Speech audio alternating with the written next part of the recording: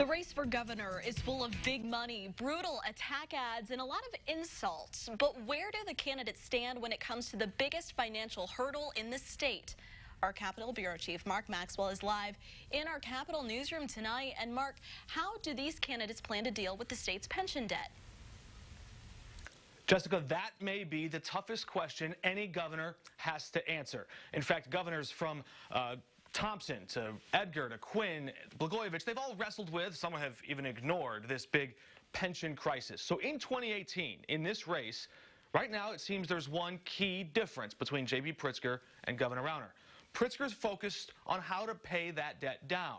Rauner focusing on how those bills pile up.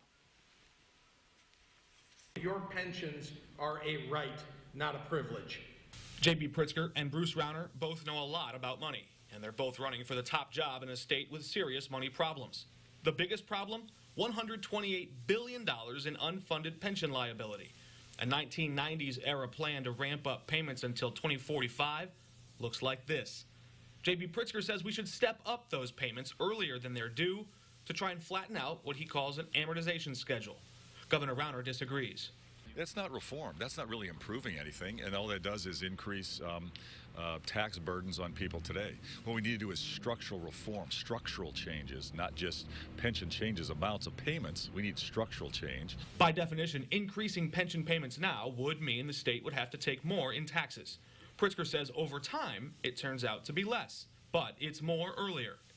Rauner prefers a controversial consideration model, giving state employees an option to cash out now for a lower total amount.